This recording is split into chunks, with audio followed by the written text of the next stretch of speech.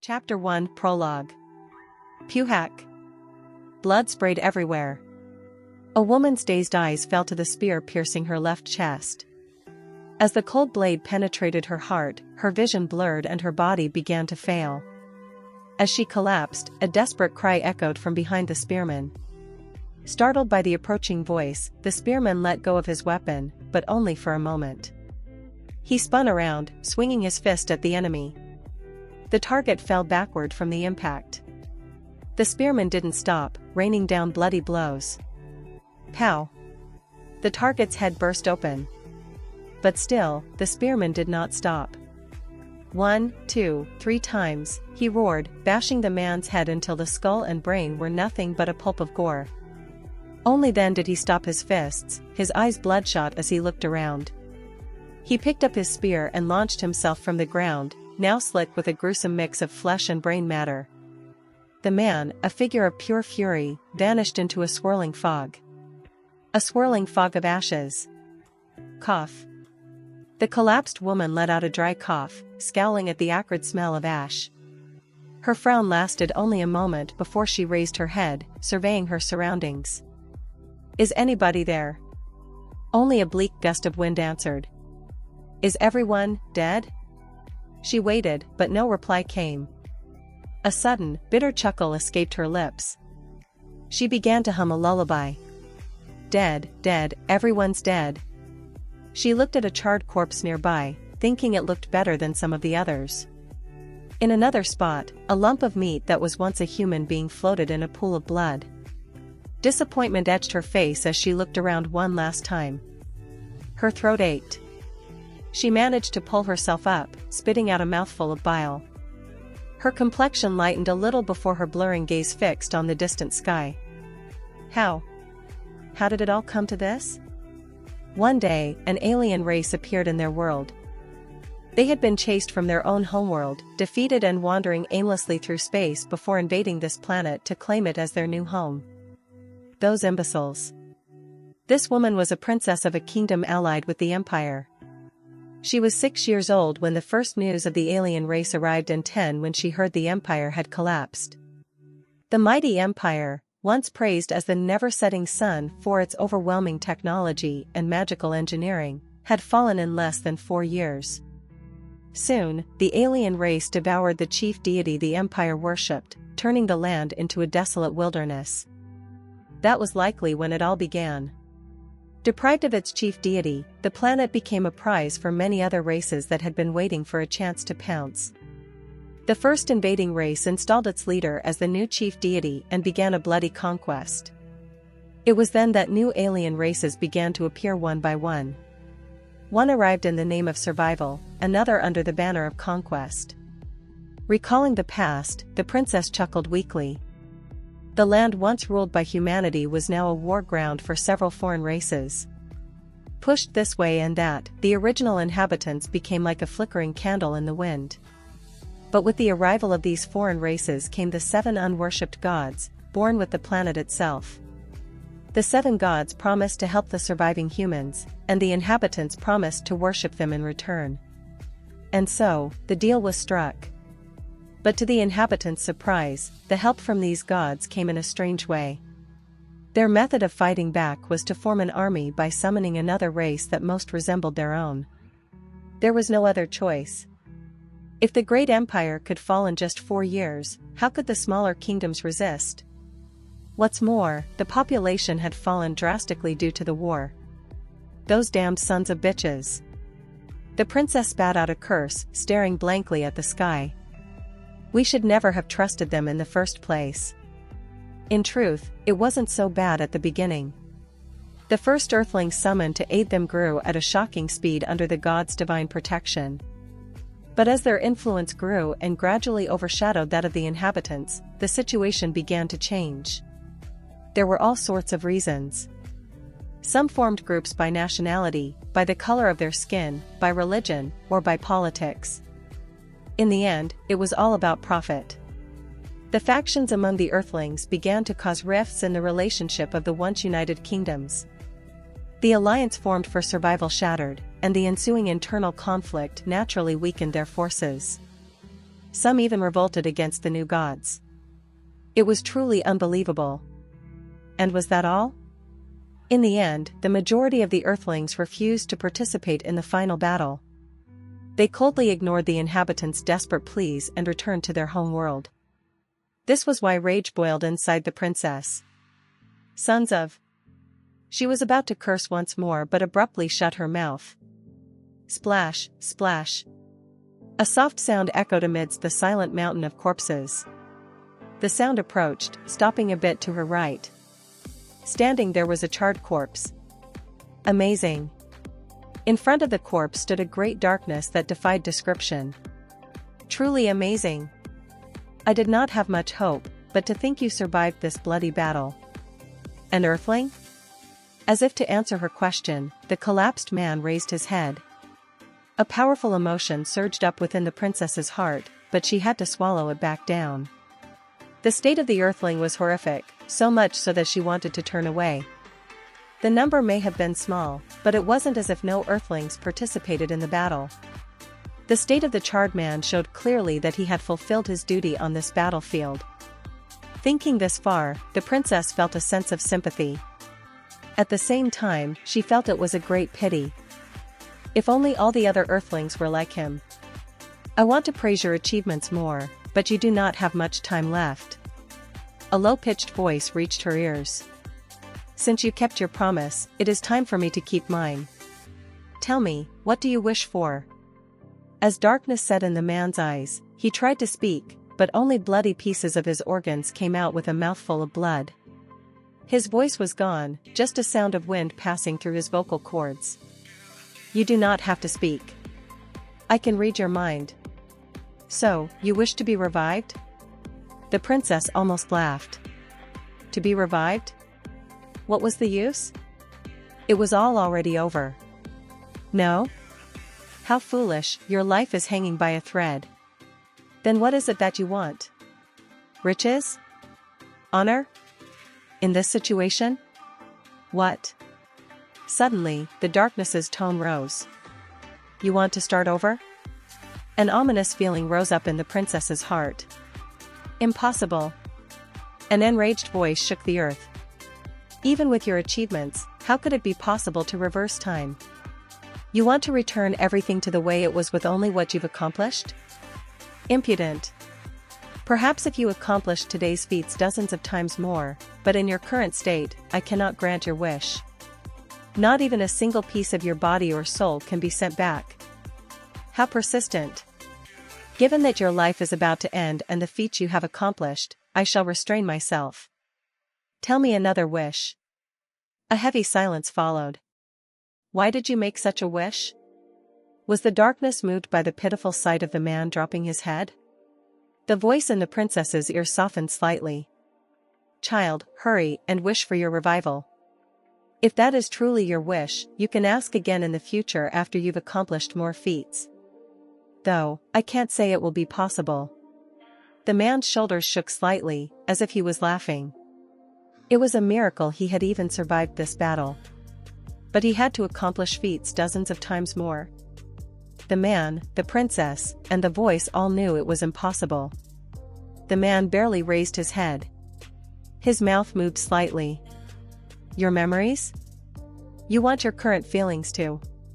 Since you can't send back your body or soul, you want to send back the feelings you felt here? The darkness seemed taken aback, as silence descended once again. Sending back feelings based on memories. Indeed, feelings are only the thoughts of your emotions. After a long silence, the voice answered. But even that is difficult.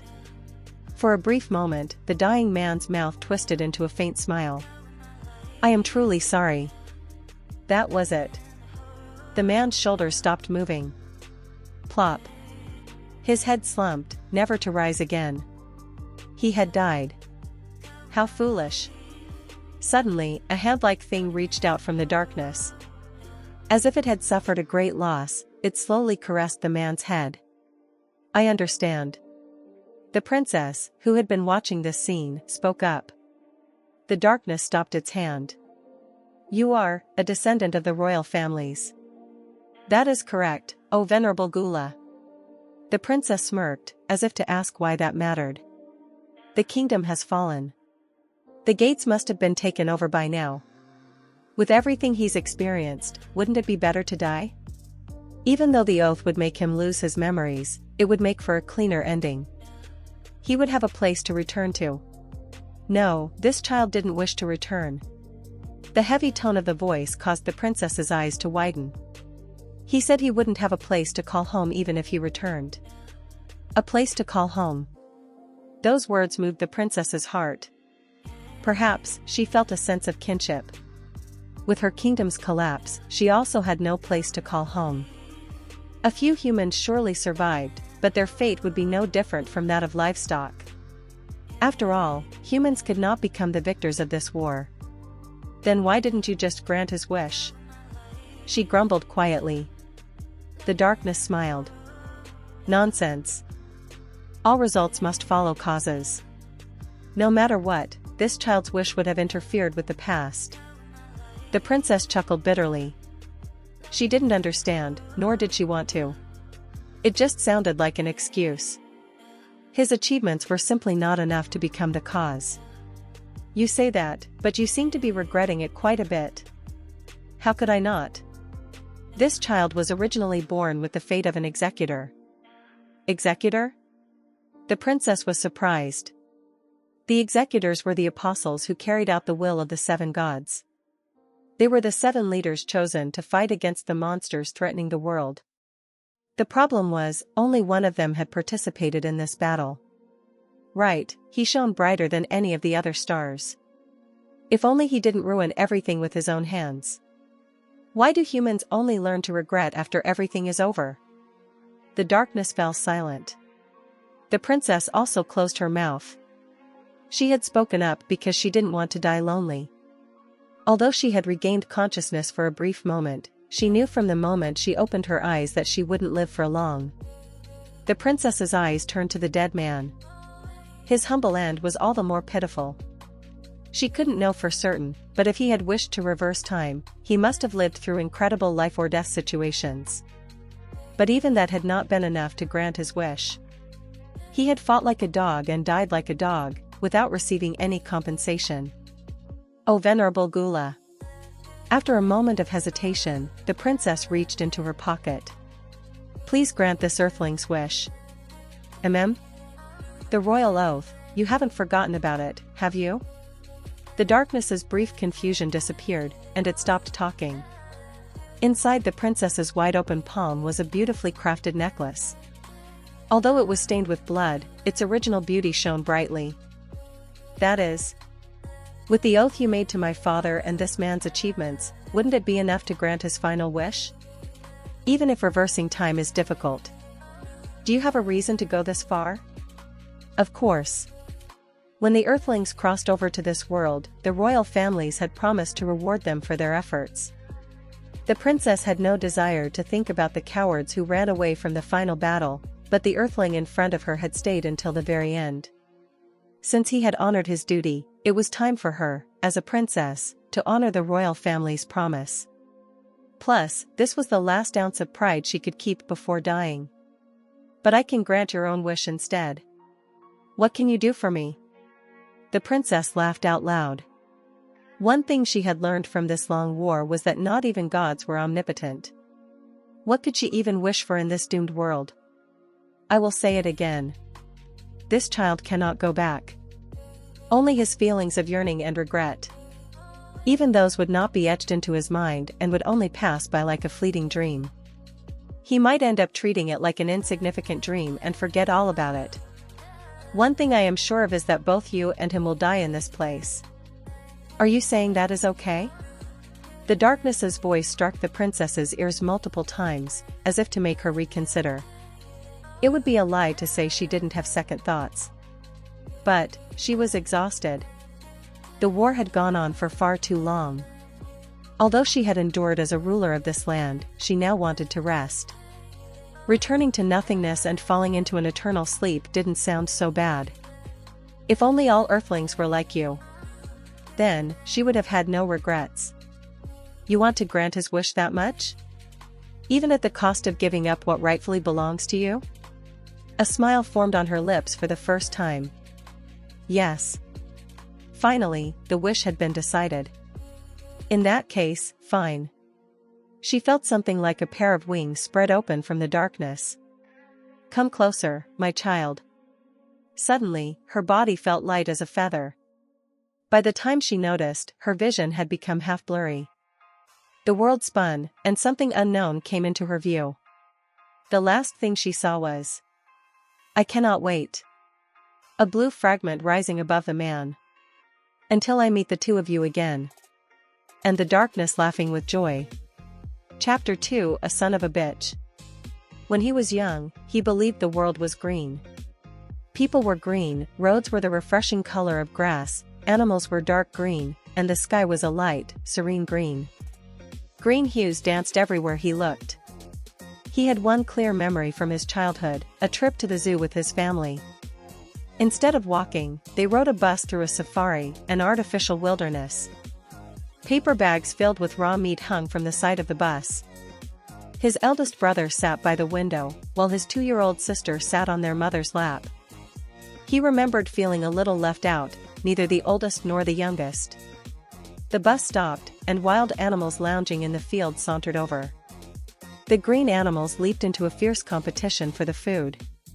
The way they fought reminded the boy of a game, so he let out a faint laugh. Then he saw it. One animal. Just one. It sat on a boulder like a king, bathed in sunlight. The boy's smile vanished. Why?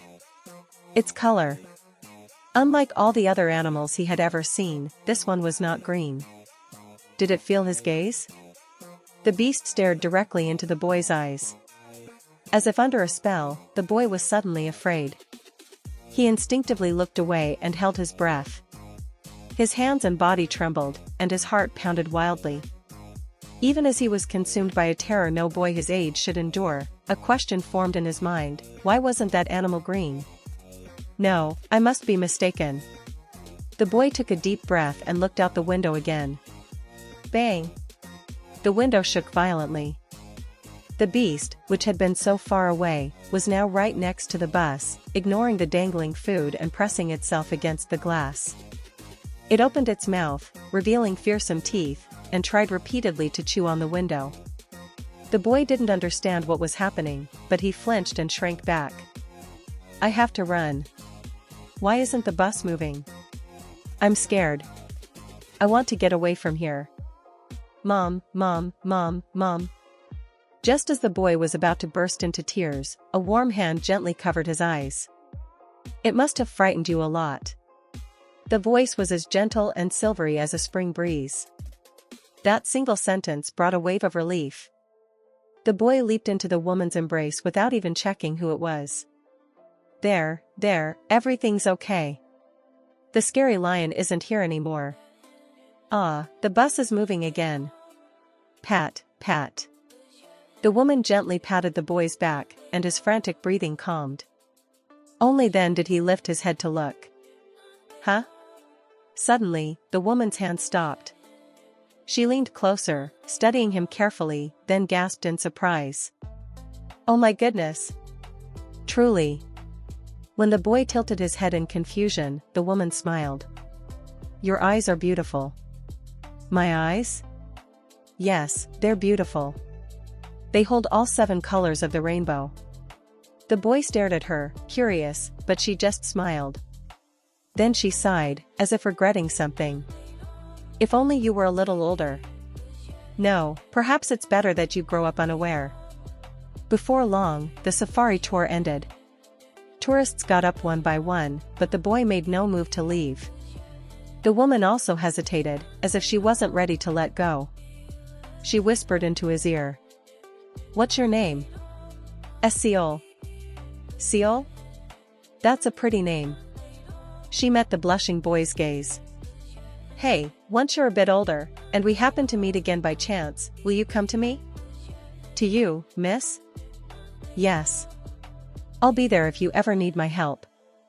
Although the boy couldn't understand what she meant, he nodded in her embrace. Soon, he heard his mother and younger sister calling for him. "Here, promise." A soft touch landed on the boy's forehead and then was gone. "Let us meet again, little prince." As he held his mother's hand and walked out of the bus, he looked back longingly. The woman was smiling and waving, all the way until he disappeared from her sight. Time passed, and the boy became a man. He grew until the special memory of that day faded. With age, he lost his fear of wild animals, and he began to research the phenomenon he'd experienced. What was this ability? Why did he have a power no one else did? He never found the answer, but he did figure out the conditions under which the green color appeared and disappeared. His life began to change as he applied this power to his daily life. But when the ability suddenly vanished one day, his life rapidly spiraled out of control. Seorakland was a casino located in Sokcho City, Gangwon Province.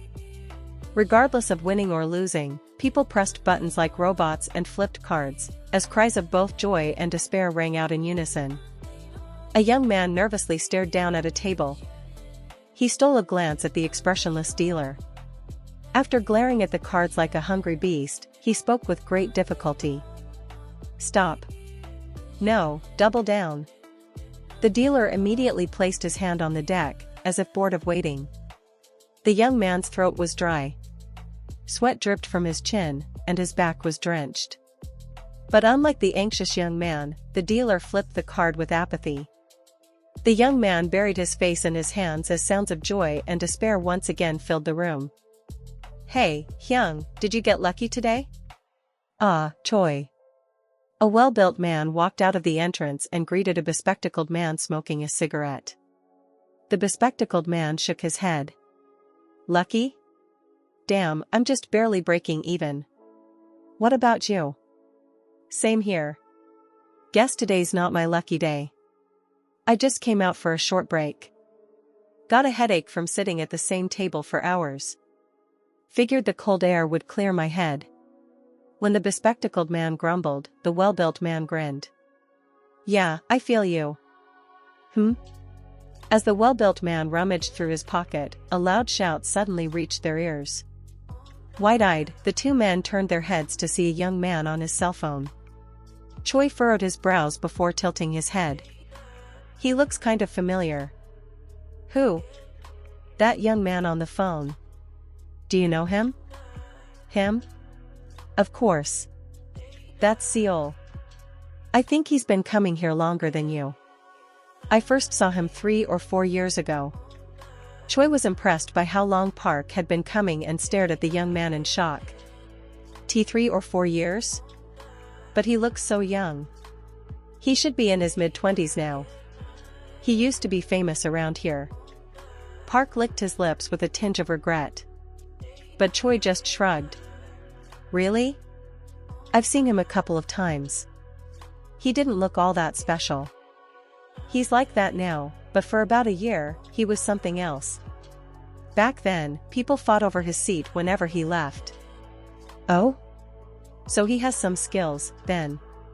No, I wouldn't say he's skilled. He was just bold, maybe? He knew when to gamble like a maniac. He had strict rules for himself, never going overboard, always bringing a set amount of money. It felt more like he came here to play, not because of an addiction. Anyways, he was a weird one. How did he end up like this, then? Who knows? He suddenly started saying he couldn't see anymore or something. It wasn't long until he became that. Park clicked his tongue and resumed smoking. The young man was still on his cell phone, seeming desperate, as if he was pleading. Choi snorted. "Doesn't sit right with me. A young man like that should go out and work for his money. As long as you're an adult, you're free to come here, aren't you? If you put it that way, you're a young man too." "Nah, I passed 40 ages ago." "Does age matter?" A casino is just a gambling house with a fancy title. The moment someone sets foot inside, they're free to lose their minds, regardless of their age. Haha, I guess that's true. Bored of talking about the young man, the two exchanged jokes and laughed. "Father, please. Just this once. Just one last time. I'm hanging up, you bastard. Father. Click.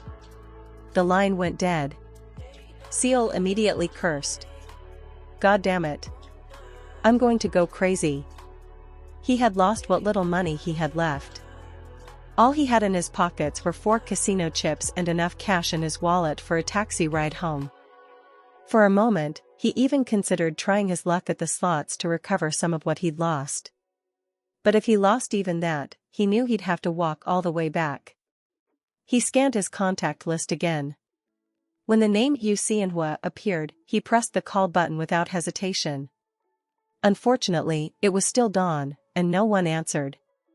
Seol checked his banking app, but it only confirmed what he already knew. He sighed, staring at the minus sign in front of the numbers. Damn it, why aren't you picking up your stupid phone? After fuming for a bit, he tilted his head back and looked at the sky. The morning was still gray. With a sigh, Seol raised his hand. Taxi. Where are you going? Gangnam Station. No, Nanhaean Station.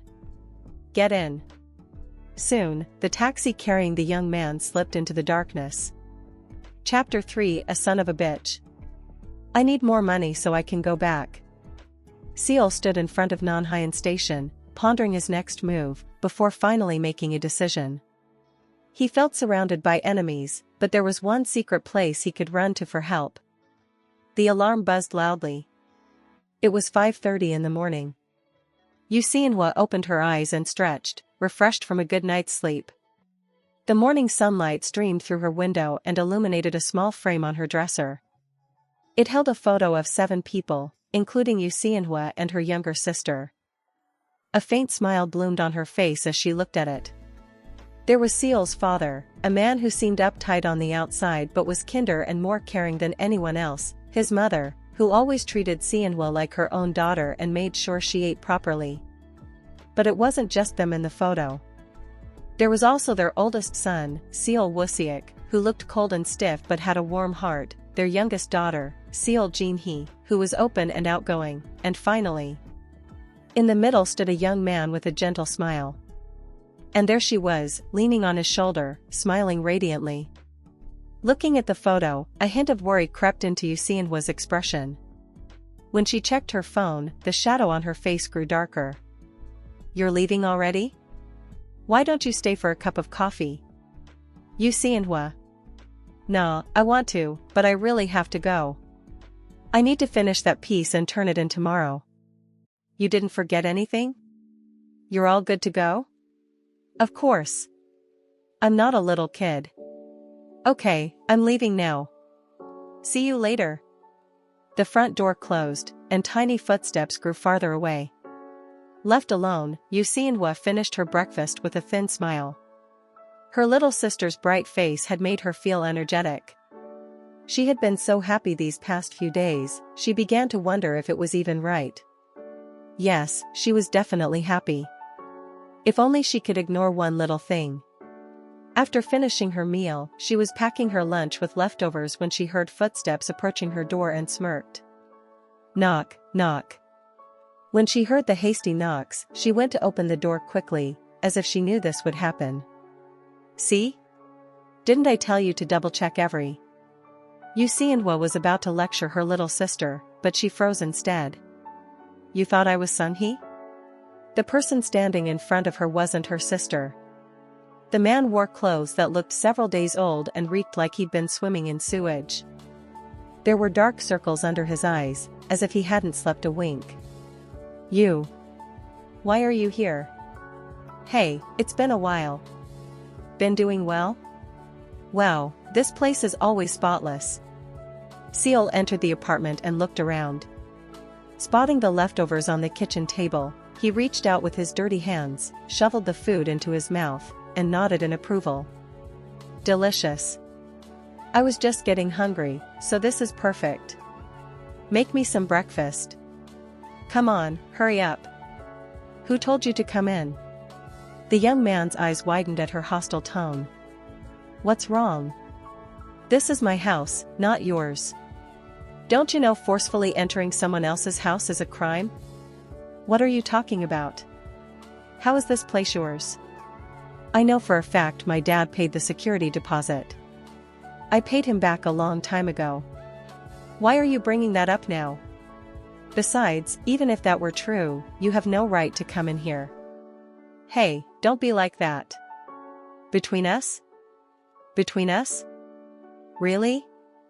Yusinhua's voice became sharper and colder. Stop dreaming.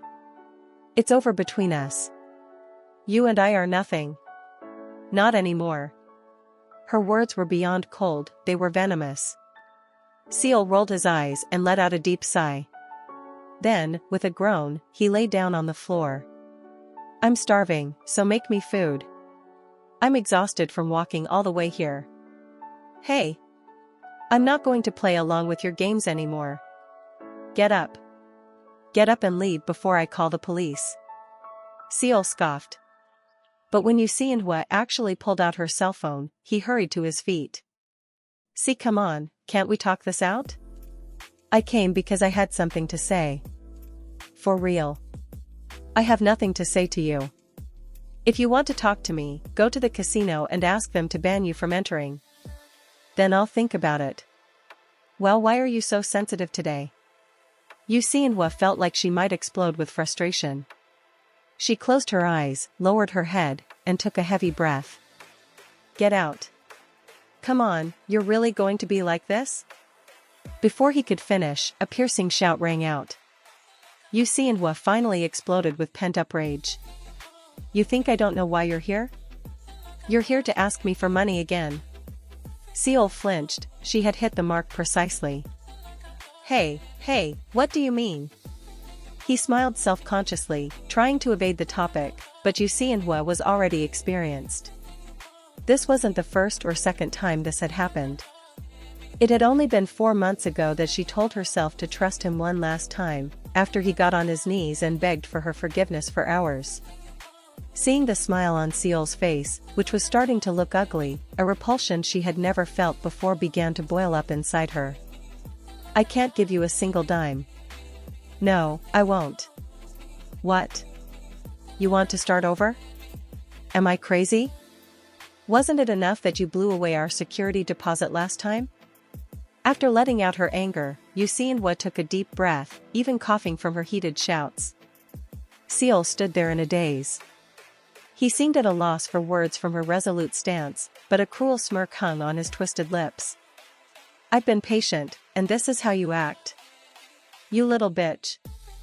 Yusinhua's thought, did I go overboard, lasted for a brief second. She couldn't help but doubt her own ears. What did you just say? What, are your ears plugged? You think I'm a fool too? F***ck. It was the first time Yusinhua had heard Seol curse so openly. She froze, stunned by the mental shock. You, of all people, can't do this to me. You clung to me when things were hard for you, but now you're like this? I didn't want to bring up old stories because it's petty, but did you forget about me taking care of you in middle and high school? You ran around every day crying about wanting to see your mom and dad. When your little sister came crying to me about you disappearing, it was always me who went out to search for you. A disgusting, nauseous feeling clogged Yusinhua's throat. She tried to hold it in, but her eyes became wet and hot with the feeling of betrayal. What about when you wanted to go overseas to study but had no money? Didn't I postpone my own studies and support you? I even worked part-time to send you money so you wouldn't starve out there. It was all true. Yusinhua wanted to study abroad to pursue her dream, but reality made it difficult. She secretly agonized over it, unable to tell anyone about her problems, and that was when he stepped forward. When he delayed going back to university just to support her with his tuition money, she couldn't describe how grateful and sorry she was. That was the kind of man he was, a man who supported and cared for her more than anyone else. When they entered the same university and he confessed to her, she felt like she had obtained the world.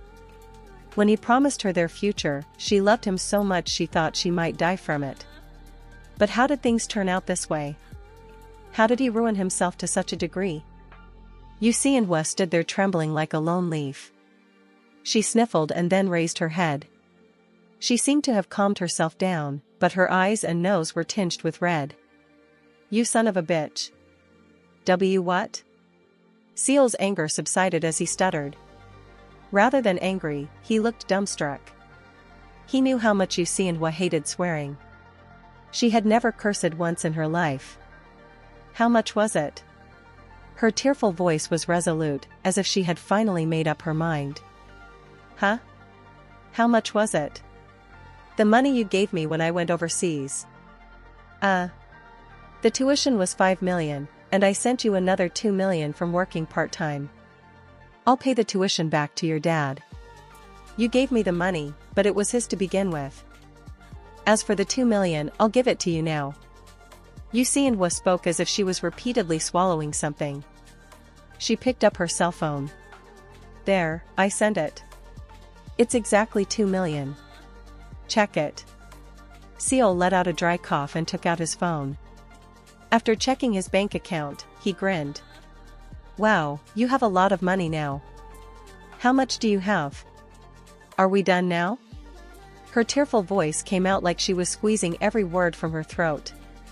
Hearing the ominous tone, Seol's delight vanished with a surprised flinch. He looked at Jihu and shrugged. Hey, I never asked you to give me money. If someone heard, they'd think I stole it from you or something. I paid off all my debts now, right? Yeah, I guess. If you've confirmed it, get out. You and I have nothing to do with each other from now on. Not even a debt. This again? In the end, Jihu couldn't hold back and dropped to her knees. Seeing her desperately trying to hold back her tears, the young man scratched his greasy hair. Fine, I'm leaving. Seol, still wearing his shoes, hurried out like a burglar caught in the act. His fleeting sense of accomplishment lasted only a moment. Huang. When he heard the muffled wail from behind the closed door, he suddenly felt dirty.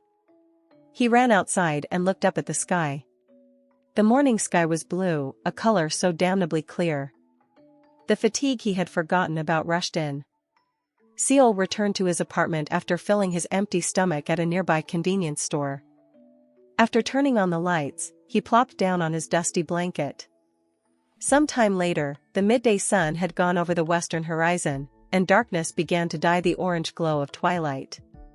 Bzzzzz. A small buzz rang out, and circular ripples formed in the air.